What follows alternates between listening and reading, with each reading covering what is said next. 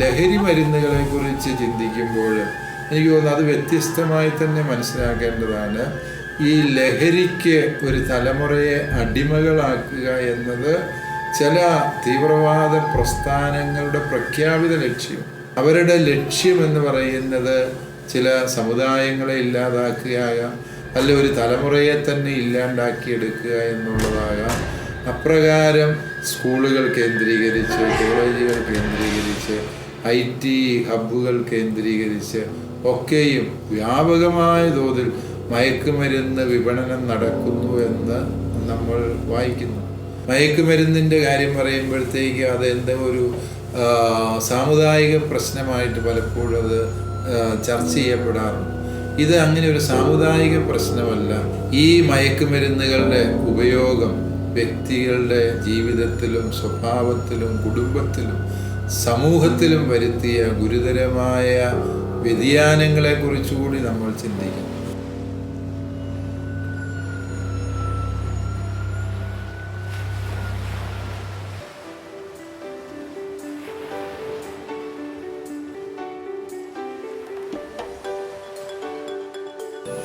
ഇപ്പോൾ കേരളത്തിൽ പ്രത്യേകിച്ചും യുവതലമുറയിൽ ലഹരി, അതുപോലെ കൂടിത്താമസം, അതുപോലെ തന്നെ നൈറ്റ് സിറ്റി ലൈഫ് തുടങ്ങിയ പ്രവണതകൾ അവരുടെ ഇടയിൽ വർദ്ധിച്ചു വരുന്നതായിട്ട് ആനുകാലിക സംഭവങ്ങൾ വ്യക്തമാക്കുന്നുണ്ട്.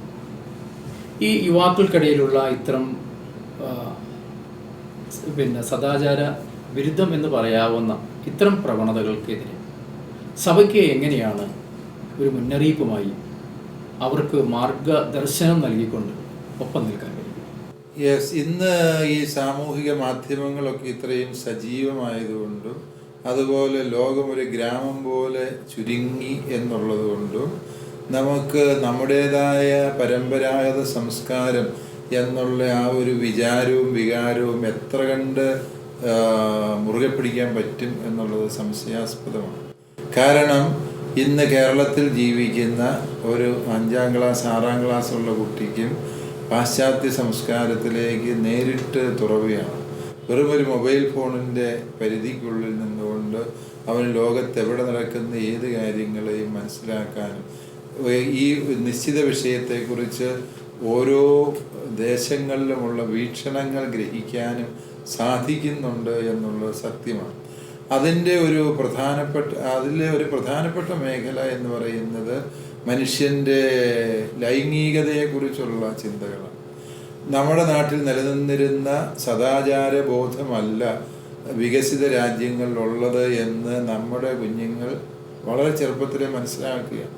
അതുകൊണ്ട് തന്നെ നമ്മുടെ നാട്ടിൽ നിലനിൽക്കുന്നതൊന്നും അല്ല അടിസ്ഥാനപരമായ ശരി എന്നുള്ള ഒരു തോന്നൽ അവരുടെ ഇടയിൽ ശക്തിപ്പെടുന്നുണ്ട്. അതിനെ നമുക്ക് നേരിടണമെങ്കിൽ സനാതനമായ ബോധ്യങ്ങൾ കൊടുക്കുക എന്നുള്ളത് മാത്രമേ പറ്റൂ. വിവാഹപൂർവ ലൈംഗിക വിശുദ്ധിയെക്കുറിച്ച്, ദാമ്പത്യ വിശ്വസ്തതയെക്കുറിച്ച് ഒക്കെയുള്ള ശരിയായ കാഴ്ചപ്പാടുകൾ പകർന്നു നൽകുക എന്നുള്ളതാണ് ഇതിനുള്ള ഒരു പരിഹാര മാർഗം എന്ന് പറയുന്നത്. അത് നമ്മുടെ കുഞ്ഞുങ്ങളിൽ കുറേയൊക്കെ ലഭിക്കുന്നുണ്ട് എന്നാണ് ഞാൻ മനസ്സിലാക്കുന്നത്. അത് ക്രമാതീതമായ എല്ലാ സദാചാരവും നഷ്ടപ്പെട്ടു എന്നൊരു തോന്നൽ എനിക്ക് പലപ്പോഴും തോന്നിയിട്ടില്ല. കാരണം എന്താണെന്ന് ചോദിച്ചാൽ പണ്ടും ഇതൊക്കെ ഉണ്ടായിരുന്നു, അന്നൊന്നും നാട്ടുകാർ അറിയുന്നില്ലായിരുന്നു. ഇന്ന് ഇതെല്ലാവരും അറിയുന്നു എന്നുള്ളൊരു വിഷയമാണ് ആത്യന്തികമായി സംഭവിച്ചിരിക്കുന്നത്. മനുഷ്യന് അവൻ്റെ ധാർമ്മികതയുമായി സഹകരിച്ച് മുന്നോട്ട് പോകാനുള്ള പ്രതിസന്ധി എല്ലാ കാലത്തും. അത് പൗലോസ്ലീഹ റോമാലേഖനത്തിൽ പറയുന്നത് പോലെ എൻ്റെ ഉള്ളിൽ നന്മയുണ്ട്, ദൈവത്തിൻ്റെ ഹിതമനുസരിച്ച് ജീവിക്കാൻ പോരുന്ന ഒരാഗ്രഹം എൻ്റെ ഉള്ളിലുണ്ട്. പക്ഷെ എൻ്റെ അവയവങ്ങളിൽ അതിനോട് പോരാടുന്ന മറ്റൊരു നിയമം ഞാൻ കാണും. അത് എന്നിൽ കുടികൊള്ളുന്ന പാപത്തിൻ്റെ നിയമം. പൗലോസ്ലീഹ പറഞ്ഞ ഈ ഒരു വൈരുദ്ധ്യാത്മകത അത് മനുഷ്യപ്രകൃതിയുടെ ഭാഗമാണ്. അത് ഇപ്പോഴത്തെ അനുകൂല സാഹചര്യത്തിൽ ഈ പാപപ്രകൃതിക്ക് നന്മപ്രകൃതിയുടെ മേൽ ആധിപത്യം ലഭിക്കുന്നുണ്ട് എന്നുള്ളത് സത്യമാണ്. അതുപോലെ തന്നെ ഈ ലഹരി മരുന്നുകളെ കുറിച്ച് ചിന്തിക്കുമ്പോൾ എനിക്ക് തോന്നുന്നു അത് വ്യത്യസ്തമായി തന്നെ മനസ്സിലാക്കേണ്ടതാണ്. ഈ ലഹരിക്ക് ഒരു തലമുറയെ അടിമകളാക്കുക എന്നത് ചില തീവ്രവാദ പ്രസ്ഥാനങ്ങളുടെ പ്രഖ്യാപിത ലക്ഷ്യം. അത് ഒരു സദാചാര വിഷയം എന്നുള്ളതിനേക്കാൾ ഉപരി അതൊരു ക്രിമിനൽ മൈൻഡോടുകൂടി പ്രവർത്തിക്കുന്നു. അത്തരത്തിലുള്ള ഗ്രൂപ്പുകൾ കേരളത്തിൽ വളരെ സജീവമാണ്. അവരുടെ ലക്ഷ്യമെന്ന് പറയുന്നത് ചില സമുദായങ്ങളെ ഇല്ലാതാക്കുകയാകാം, അല്ല ഒരു തലമുറയെ തന്നെ ഇല്ലാണ്ടാക്കിയെടുക്കുക എന്നുള്ളതാകാം. അപ്രകാരം സ്കൂളുകൾ കേന്ദ്രീകരിച്ച്, കോളേജുകൾ കേന്ദ്രീകരിച്ച്, IT ഹബ്ബുകൾ കേന്ദ്രീകരിച്ച് ഒക്കെയും വ്യാപകമായ തോതിൽ മയക്കുമരുന്ന് വിപണനം നടക്കുന്നു എന്ന് നമ്മൾ വായിക്കുന്നു. എന്ന് മാത്രമല്ല, ഈ അടുത്ത കാലങ്ങളിലൊക്കെ പിടിക്കപ്പെടുന്ന മയക്കുമരുന്നുകളുടെ അളവ് എത്രയോ വർദ്ധിച്ചിരിക്കുകയാണ്. അതും നമ്മൾ ശ്രദ്ധിക്കേണ്ട ഒരു യാഥാർത്ഥ്യമാണ്. അതോടൊപ്പം തന്നെ നമ്മൾ മനസ്സിലാക്കേണ്ടത് ഈ മയക്കുമരുന്നുകളുടെ ഉപയോഗം വ്യക്തികളുടെ ജീവിതത്തിലും സ്വഭാവത്തിലും കുടുംബത്തിലും സമൂഹത്തിലും വരുത്തിയ ഗുരുതരമായ വ്യതിയാനങ്ങളെക്കുറിച്ചുകൂടി നമ്മൾ ചിന്തിക്കണം. മയക്കുമരുന്നിൻ്റെ കാര്യം പറയുമ്പോഴത്തേക്ക് അതെന്താ ഒരു സാമുദായിക പ്രശ്നമായിട്ട് പലപ്പോഴും അത് ചർച്ച ചെയ്യപ്പെടാറുണ്ട്. ഇത് അങ്ങനെ ഒരു സാമുദായിക പ്രശ്നമല്ല. ഈ മയക്കുമരുന്നിൻ്റെ വിപണനം നടത്തുന്നവരാരായിരുന്നാലും അവരുടെ ജാതിയും മതവും നോക്കാതെ അവരെ ക്രിമിനലുകളായി തന്നെ കണ്ടെത്തുകയും അവരെ നിയമത്തിന് മുമ്പിൽ കൊണ്ടുവരാനുള്ള പ്രതിബദ്ധത ഭരണകൂടങ്ങൾക്ക് വേണം. സമൂഹത്തിനൊന്നാകെ ഇതേക്കുറിച്ചുള്ള അവബോധവും ആവശ്യം. ഇന്നത്തെ ഈ പ്രത്യേക സാഹചര്യത്തിൽ സഭയുടെ ഈ ലഹരിക്കെതിരായ പോരാട്ടത്തിൽ എന്തെങ്കിലും ഒരു ചുവടുമാറ്റം വേണം എന്ന് പിതാവിന് എപ്പോഴെങ്കിലും തോന്നിയിരുന്നു? അതെ, അടുത്ത കാലം വരെ നമ്മൾ മദ്യവർജന പ്രസ്ഥാനം എന്ന മട്ടിലാണ് സഭയുടെ ലഹരി വിരുദ്ധ പ്രസ്ഥാനങ്ങളെ കരുതിയിരുന്നത്. എന്നാൽ ഇന്ന് അതിൻ്റെ ലക്ഷ്യം നമ്മൾ പുനർനിർവചിച്ചിട്ടുണ്ട്. ലഹരി വിരുദ്ധ പ്രസ്ഥാനം മദ്യം, മയക്കുമരുന്ന്, പുകവലി തുടങ്ങിയ എല്ലാ ലഹരി പദാർത്ഥങ്ങൾക്കും എതിരായിട്ടുള്ള ഒരു നിലപാടും സമരമാർഗവുമാണ് KCBC ലഹരി വിരുദ്ധ സമിതി എന്ന രീതിയിലാണ് പഴയ മദ്യവിരുദ്ധ സമിതിയെ നമ്മളിപ്പോൾ മനസ്സിലാക്കുന്നത്. ഇവിടെ തലശ്ശേരി അതിരൂപതയിൽ ബഹുമാനപ്പെട്ട തോമസ് തൈത്തോട്ടോ അച്ഛൻ്റെ നേതൃത്വത്തിൽ കുഞ്ഞുങ്ങളുടെ ഇടയിൽ ലഹരി വിരുദ്ധ പ്രവർത്തനങ്ങൾ ശക്തിപ്പെടുത്തുന്നതിന് വേണ്ടി ADSU എന്ന് പറഞ്ഞൊരു സംഘടന സ്ഥാപിച്ചത്. അതായത് ആൻറ്റി ഡ്രഗ്സ് സ്റ്റുഡൻസ് യൂണിയൻ എന്ന പേരിൽ. അത് വളരെ ദീർഘവീക്ഷണത്തോടെ അച്ഛൻ ചെയ്തൊരു പദ്ധതിയാണ് എന്ന് പറയാവുന്ന വൃത്തിയിൽ. കാരണം ഞാൻ അതിൻ്റെ പല മീറ്റിങ്ങുകളിലും അടുത്ത കാലത്ത് പങ്കെടുക്കുകയുണ്ടായി. കുഞ്ഞുങ്ങളൊക്കെ ലഹരി വിരുദ്ധ പ്രതിജ്ഞ ചെല്ലുമ്പോൾ, ലഹരിക്കെതിരായി പ്രസംഗങ്ങൾ നടത്തുമ്പോൾ, അവർ തന്നെ എഴുതി തയ്യാറാക്കിയ സ്കിറ്റുകളൊക്കെ അവതരിപ്പിക്കുമ്പോൾ ആ ബാലമനസ്സുകളിൽ തന്നെ ലഹരി എത്രയോ വലിയ തിന്മയാണ് എന്നുള്ള വലിയ ഒരു സന്ദേശം കടന്നുകൂടുന്നു. ആയിരക്കണക്കിന് വിദ്യാർത്ഥികൾ ഇതിൻ്റെ പ്രവർത്തകരായിട്ട് ഇന്ന് ഈ കണ്ണൂർ, കാസർഗോഡ് ജില്ലകളിലുണ്ട് എന്നുള്ളത്, അത് നമ്മുടെ എക്സൈസ് വകുപ്പ് അതിനെ വളരെയേറെ പിന്തുണയ്ക്കുന്നുണ്ട് എന്നുള്ളതും ശ്ലാഘനീയമായ കാര്യമാണ്. അത്തരത്തിലുള്ള പ്രവർത്തനങ്ങൾ ഇളം തലമുറയ്ക്കിടയിൽ വ്യാപിപ്പിക്കുക എന്നുള്ളതാണ് സഭ ഈ മേഖലയിൽ ചെയ്യാൻ പറ്റുന്ന പ്രധാനമായ കാര്യം. ഇപ്പോൾ ഈ പറഞ്ഞ ഈ യുവതിയുടെ ഇടയിലുള്ള ഇത്തരം മാർഗഭ്രംശങ്ങൾ, അത് ശരിക്കും പറഞ്ഞാൽ ഒരു ആത്മപരിശോധന തന്നെ നടത്തിയാൽ അത് നമ്മുടെ വിശ്വാസ പരിശീലന പദ്ധതി അത് കാലോചിതമായി പരിഷ്കരിക്കേണ്ടതിൻ്റെ ആവശ്യകതയിലേക്കല്ലേ യഥാർത്ഥത്തിൽ വിരൽ ചൂണ്ടുന്നത്? വിശ്വാസ പരിശീലന പദ്ധതികൾ പരിഷ്കരിച്ചതുകൊണ്ട് മാത്രമേ ഈ പ്രശ്നം തീരും എന്ന് ഞാൻ വിചാരിക്കുന്നില്ല. കാരണം എന്താണെന്ന് ചോദിച്ചാൽ, നമുക്ക് ഉള്ളത് നിത്യസത്യങ്ങളാണ് നമ്മുടെ കൈവശം, അല്ലേ? എത്ര പാഠപുസ്തകം പരിഷ്കരിച്ചാലും പരിശുദ്ധ ത്രിത്വത്തിൽ മൂന്നാളുണ്ട് എന്ന് പഠിപ്പിക്കാതെ നമുക്ക് നിവൃത്തിയില്ല. ഈശോ ദൈവവും മനുഷ്യനുമാണ് എന്ന് പഠിപ്പിക്കാതെ നിവൃത്തിയില്ല. അവിടുന്ന് ദൈവമായിരുന്നിട്ടും കുരിശിലേറി മരിച്ചു എന്ന് പഠിപ്പിക്കാതെ നിവൃത്തിയില്ല. അതായത് നമ്മുടെ വിശ്വാസ പരിശീലനത്തിൻ്റെ ഉള്ളടക്കത്തിൽ അടിസ്ഥാനപരമായ ഒരു മാറ്റവും സാധ്യമല്ല എന്നുള്ളതാണ് സത്യം. അതോടൊപ്പം തന്നെ നമ്മൾ മനസ്സിലാക്കേണ്ട ഒരു വസ്തുത, നമ്മുടെ വിശ്വാസ പരിശീലനം ഒരു സമ്പൂർണ്ണ പരാജയമാണ് എന്ന ഒരു പ്രതീതി പലരുടെയും ചർച്ചകളിൽ കേൾക്കാറുണ്ട്. എനിക്ക് വ്യത്യസ്തമായ അഭിപ്രായമാണ്. കാരണം എന്താണെന്ന് ചോദിച്ചു കഴിഞ്ഞാൽ, നമ്മുടെ വിശ്വാസ പരിശീലനം നമ്മുടെ കുഞ്ഞുങ്ങളെ ശരിയായ രീതിയിൽ വഴി നടത്താൻ സഹായിക്കുന്നുണ്ട് വലിയ അളവ്. കാരണം എന്താണെന്ന് ചോദിച്ചു കഴിഞ്ഞാൽ, നമ്മുടെ ഈ ഒരു വിശ്വാസത്തിൻ്റെ ഉള്ളടക്കത്തിൻ്റെ പ്രത്യേകത, ഇതര മതങ്ങളിൽ വിശ്വാസം കുറെ കൂടി എളുപ്പമാണ്. ദേവനും ദേവിയും വിവാഹം കഴിക്കുന്നു, അവർക്ക് മക്കളുണ്ടാകുന്നു, അവർക്ക് ചിലരോട് ശത്രുത ഉണ്ടാകുന്നു, മാനുഷികമായ രീതിയിൽ വ്യാപരിക്കുകയും പ്രവർത്തിക്കുകയും ചെയ്യുന്ന, സോഷ്യോളജിയുടെ ഭാഷയിൽ പറഞ്ഞാൽ ഒരു ആന്ത്രോപ്പോമോർഫിക്കായ ദൈവസങ്കല്പങ്ങൾ സൂക്ഷിക്കുന്ന മതങ്ങൾക്ക് ആ വിശ്വാസം കൈമാറ്റം ചെയ്യാൻ വളരെ എളുപ്പമാണ്. അതേസമയം ക്രിസ്തീയത വിശ്വസിക്കുന്ന സത്യങ്ങളുടെ ഉള്ളടക്കം സാമാന്യ ബുദ്ധിക്ക് മനസ്സിലാക്കാൻ പറ്റാത്ത, ഒരു ദൈവം തന്നെ മൂന്നാളായിരിക്കും. മൂന്ന് പേരാണെന്ന് ചോദിച്ചാൽ അല്ല, ഒരാളാണ്. ത്രിത്വൈക രഹസ്യം തന്നെ ഏത് ബുദ്ധിക്കാണ് മനസ്സിലാകുക? ഈശോയുടെ ദൈവത്വവും മനുഷ്യത്വവും ആർക്കാണത് പെട്ടെന്ന് ഗ്രഹിക്കാൻ പറ്റുക? അല്ലെ, അമർത്യനായ ദൈവം, നിത്യനായ ദൈവം കുരിശിൽ മരിച്ചു എന്ന് പറഞ്ഞാൽ അതെങ്ങനെ വിശ്വസിക്കാൻ പറ്റുക? അതെല്ലാം നമുക്കറിയാം, നിരന്തരമായ പരിശീലനം കൊണ്ട്, പഠനം കൊണ്ട്, ധ്യാനം കൊണ്ട്, പ്രാർത്ഥന കൊണ്ട് ഒരു വ്യക്തിയുടെ മനസ്സിൽ പതിഞ്ഞു കിട്ടുന്ന സത്യങ്ങളാണ്. സത്യത്തിൽ നമ്മുടെ മതാധ്യാപകർ ചെയ്തത് ആ ഒരു വലിയ ശുശ്രൂഷയാണ്. അവർ ഈ വൈരുദ്ധ്യമെന്ന് തോന്നുന്ന, യുക്തിക്ക് നിരക്കാത്തത് എന്ന് വിലയിരുത്താവുന്ന ഈ സത്യങ്ങളെ തലമുറകളായി പഠിപ്പിച്ചു, ബോധവൽക്കരിച്ചു. അതിൻ്റെ നന്മയും പുണ്യവും നമ്മളിന്ന് അനുഭവിക്കുന്നുണ്ട് എന്നുള്ളത് സത്യമാണ്. അതുകൊണ്ട് നമ്മുടെ വിശ്വാസ പരിശീലനം പാഴായി പോകുന്നു എന്നൊരു ധാരണ എനിക്കില്ല. മറിച്ച് തീർച്ചയായും അത് കാലോചിതമായി നവീകരിക്കപ്പെടേണ്ടതുണ്ട്. ഇപ്പോൾ സ്കൂളിലെ പാഠ്യപദ്ധതികളൊക്കെയും പരിഷ്കരിക്കപ്പെട്ട് വ്യത്യസ്തമായ ശൈലികളിൽ, ക്രിട്ടിക്കൽ പെഡഗോജിയുടെ രീതിയിൽ, ആധുനിക സാങ്കേതിക വിദ്യകളിലൂടെ അത് അവതരിപ്പിക്കപ്പെടുമ്പോൾ, നമ്മളിപ്പോഴും ഒരു വേദപാഠ പുസ്തകത്തിൻ്റെ താളുകൾക്കുള്ളിൽ മതബോധനത്തെ ഒതുക്കി നിർത്താൻ ശ്രമിക്കുന്നത് നമ്മൾ ചെയ്യുന്ന അവിവേകം.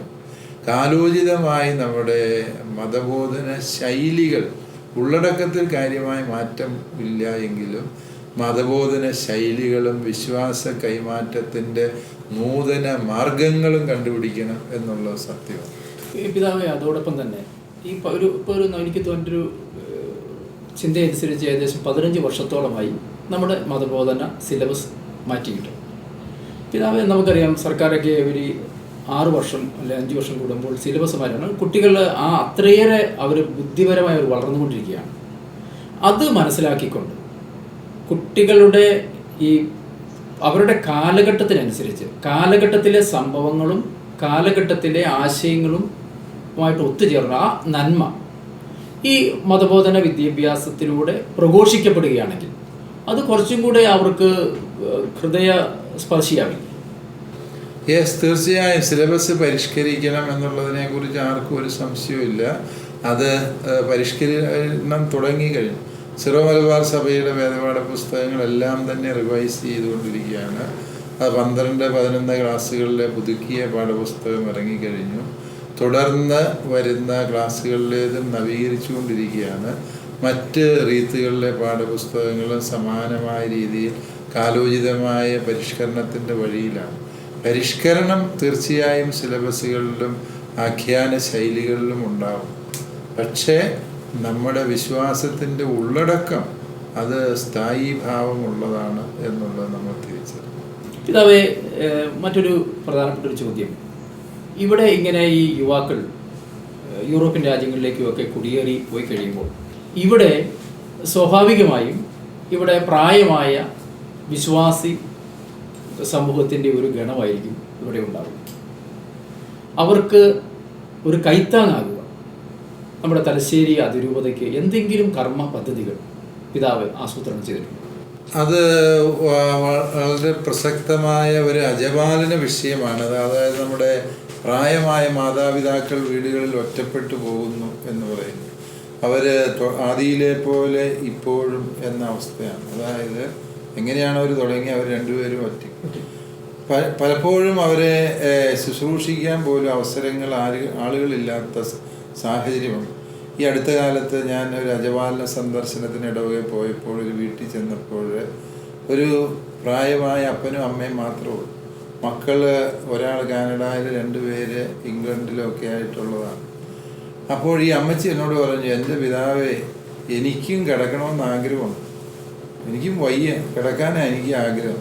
പക്ഷെ ഞാനൂടെ കിടന്നാൽ അപ്പനെ നോക്കാൻ ആരുമില്ല. അപ്പൻ ഒട്ടും മേലാണ്ട് കിടപ്പാണ്, എഴുന്നേക്കാൻ മേലാതെ കിടക്കും. ഞാനൂടെ കിടന്നാൽ അപ്പനെ നോക്കാൻ ആരും ഇല്ലല്ലോ എന്ന് വിചാരിക്കുന്നത് കൊണ്ട് ഞാൻ എഴുന്നേറ്റ് നടക്കുവാണ്. ശരിക്കും ആ അമ്മയൊക്കെ വളരെയേറെ ശ്രദ്ധയും അതുപോലെ സംരക്ഷണവും ആവശ്യമുള്ളത്. അവർക്ക് പണമില്ലാഞ്ഞിട്ടൊന്നുമല്ല, മക്കൾ എന്ത് സഹായം വേണേലും ചെയ്തു കൊടുക്കും. ഇത് പറയുമ്പോൾ ആ മക്കളെ ഒന്നും ഞാൻ കുറ്റപ്പെടുത്തി സംസാരിക്കുകയല്ല. അവർക്ക് അവരുടെ ജീവിതം നോക്കിയെടുക്കേണ്ടത്, അവരുടെ കുടുംബം പുലർത്തേണ്ടത് അവരുടെ ആവശ്യമാണ്. ഇത് ഒരു സാമൂഹിക പ്രതിസന്ധിയായിട്ട് രൂപപ്പെടുന്ന ഒരു വിഷയമാണ്. മക്കൾ അവരുടേതായ ജീവിത മാർഗങ്ങളിലേക്ക് നീങ്ങാൻ നിർബന്ധിതരാകുമ്പോൾ സ്വാഭാവികമായും മാതാപിതാക്കൾ ഒറ്റപ്പെടുന്നു. ശരിക്കും അത്തരം സാഹചര്യങ്ങളിൽ മാതാപിതാക്കളെ അനുയാത്ര ചെയ്യാനുള്ള ഉത്തരവാദിത്വം ഇവിടുത്തെ സഭയ്ക്കുണ്ട് എന്നുള്ളത് സത്യമാണ്. ഒരുപക്ഷെ നമ്മൾ പുതിയതായി ശ്രദ്ധ കേന്ദ്രീകരിക്കേണ്ടത്, ഇപ്പോൾ വിദേശ രാജ്യങ്ങളിലൊക്കെ പ്രായമായ മാതാപിതാക്കളെ ഉത്തരവാദിത്വത്തോടെ സംരക്ഷിക്കുന്ന സ്ഥലങ്ങളുണ്ട്. അത് വെറും വൃദ്ധമന്ദിരങ്ങൾ എന്ന് പറഞ്ഞ അനാഥാലയം എന്നുള്ള അർത്ഥത്തിലല്ല അതിനെ മനസ്സിലാക്കേണ്ടത്. മക്കളും മാതാപിതാക്കളും അവരുടെ സാമ്പത്തിക സ്ഥിതി അനുസരിച്ച് തന്നെ വളരെ കൃത്യതയോടെ അതിന് പേ ചെയ്യുന്നു, അല്ലെങ്കിൽ അതിനുള്ള പ്രതിഫലം നൽകുന്നു. അതുപോലെ നല്ല സാഹചര്യങ്ങളിൽ ഒരു 3 സ്റ്റാർ ഫെസിലിറ്റിയിൽ മാതാപിതാക്കൾ സുരക്ഷിതമായി കഴിയുന്നു. കേരളത്തിൽ പല സ്ഥലങ്ങളും, പല മെട്രോപൊളിറ്റൻ പട്ടണങ്ങളിലും സമാനമായ സംരംഭങ്ങൾ ആവിഷ്കരിക്കപ്പെട്ടിട്ടുണ്ട്. അത് സഭ തന്നെ ചെയ്യണമെന്ന് നിർബന്ധമുള്ള കാര്യമൊന്നുമില്ല. അത് ഈ കാലഘട്ടത്തിൻ്റെ ഒരു ആവശ്യമാണ്. ഇവിടെ തന്നെ ഈ തലശ്ശേരി രൂപതയെക്കുറിച്ച് ചോദിച്ചതുകൊണ്ട്, ഈ രൂപതയിൽ തന്നെ പല വ്യക്തികളും എൻ്റെ അടുക്കൽ വന്ന ഇങ്ങനൊരു ആവശ്യം എന്നോട് പറയുകയുണ്ടായി. എൻ്റെ അടുക്കൽ വന്നൊരു 5 അംഗ സംഘം എന്നോട് പറഞ്ഞ് അവർ 50 ലക്ഷം രൂപ വീതം ഇൻവെസ്റ്റ് ചെയ്യാം, അവർക്കത് തിരിച്ച് വേണ്ട കാര്യം. ഞാൻ പറഞ്ഞു, 50 ലക്ഷം രൂപ വീതം നിങ്ങൾ ഇൻവെസ്റ്റ് ചെയ്തതുകൊണ്ട് ഈ ഒരു മെഗാ പ്രോജക്റ്റ് തുടങ്ങുക ബുദ്ധിമുട്ടാണ്. അപ്പോൾ അവർ പറഞ്ഞു, ഞങ്ങൾ കൂടുതൽ ഈ ഒരു മേഖലയെ താല്പര്യമുള്ളവരെ സംഘടിപ്പിച്ചുകൊണ്ട് വരാം, നമുക്ക് ഈ ഒരു സംവിധാനം തുടങ്ങണമെന്ന്. അത് വളരെ കാലഘട്ടത്തിൻ്റെ ആവശ്യമായിട്ട് എനിക്കത് മനസ്സിലായിട്ടുണ്ട്. മലബാറിലാണെങ്കിലും അപ്രകാരമുള്ള സാഹചര്യങ്ങളും സൗകര്യങ്ങളും പരിമിതമാകിയാൽ ഈ പ്രായമായ കാരണവന്മാരെ കരുതലോടെ ശുശ്രൂഷിക്കുന്ന, അവരുടെ രാവിലെ മുതൽ അന്തി വരെയും അവരെ നിരന്തരം അനുയാത്ര ചെയ്യുന്ന, അവരുടെ ആരോഗ്യത്തിന് സുരക്ഷിതത്വം കിട്ടുന്ന ചികിത്സാ സൗകര്യങ്ങളെല്ലാം ക്രമീകരിക്കപ്പെട്ടിട്ടുള്ള ഒരു പരിതോവസ്ഥയിൽ അവർക്ക് വളരാനുള്ള വഴി ഒരുക്കപ്പെടേണ്ടത് ഈ കാലഘട്ടത്തിൻ്റെ ഒരു ആവശ്യമാണ്. അത് പല വ്യക്തികളും അത്തരത്തിലുള്ള അതൊരു ജീവകാരുണ്യ പ്രവൃത്തി എന്ന നിലയിലായിരിക്കുകയാണ് പലരും ചെയ്യുന്നത്. എന്നാൽ അവരെ ലാഭേച്ഛയോടെ ചെയ്യുന്നതാണെങ്കിൽ പോലും അത് ഈ കാലഘട്ടത്തിൻ്റെ ഒരു ആവശ്യമാണ്. സഭ ഈ മേഖലയിൽ പ്രതിഫലം ഇച്ഛിക്കാതെ തന്നെ, എന്നാൽ ന്യായമായ ചെലവുകൾ ഈടാക്കിക്കൊണ്ട് തന്നെ ഇപ്രകാരമുള്ള സംരംഭങ്ങളിലേക്ക് ഇറങ്ങേണ്ടത് ഒരു അജപാലന ആവശ്യമാണ് എന്ന് ഈ നാളുകളിൽ എനിക്ക് കൂടുതൽ ബോധ്യപ്പെട്ടിട്ടുണ്ട്. തീർച്ചയായും നമ്മൾ ഇതുവരെയും ചെയ്തുകൊണ്ടിരുന്നത് ആരാരുമില്ലാത്ത വൃദ്ധജനങ്ങളെ സംരക്ഷിക്കുന്ന 3-4 ഭവനങ്ങൾ രൂപതയ്ക്ക് തന്നെ ഇവിടെയുണ്ട്. അവിടെ സാധാരണഗതി നമ്മൾ ആരുമില്ല, മക്കൾ ഉപേക്ഷിച്ച് പോയി, ഉപജീവനത്തിന് വഴിയില്ലാത്ത പ്രായമായവരെ സംരക്ഷിക്കുന്ന സ്ഥലങ്ങളാണ് നമുക്കുള്ളത്. പക്ഷേ അതല്ല ഈ ഇത്തരക്കാർക്ക് വേണം. ഇത്തരക്കാർക്ക് കുറെ കൂടി സൗകര്യപ്രദമായതും അവരുടെ എല്ലാ കാര്യങ്ങളിലും ശ്രദ്ധ ചെലുത്താൻ നിരന്തരം ആള് ഒപ്പം സഹായികളൊപ്പമുള്ളതുമായ ഒരു സംവിധാനത്തെക്കുറിച്ചാണ് പുതിയ കാഴ്ചപ്പാടുള്ളവർ ആവശ്യപ്പെടുന്നത്. അതും നമുക്ക് ഏത് രീതിയിൽ ചെയ്യാൻ സാധിക്കും എന്നുള്ളതിനെ കുറിച്ചുള്ള ഗൗരവമായ ആലോചന നടന്നുകൊണ്ടിരിക്കും. സഭയുടെ ശബ്ദമായ അഭിവന്ദ്യ പാമ്പ്ളാനി പിതാവ് ഇതുവരെ വിവിധ വിഷയങ്ങളെക്കുറിച്ച് നമ്മോട് സംസാരിക്കുകയായിരുന്നു. സഭ നേരിടുന്ന മറ്റനേകം വിഷയങ്ങളെക്കുറിച്ച് അടുത്ത എപ്പിസോഡിൽ അഭിവന്ദ്യ പാമ്പ്ളാനി പിതാവ് നമ്മോട് സംസാരിക്കും. അതുവരെ നിങ്ങൾക്കേവർക്കും വിട. നന്ദി.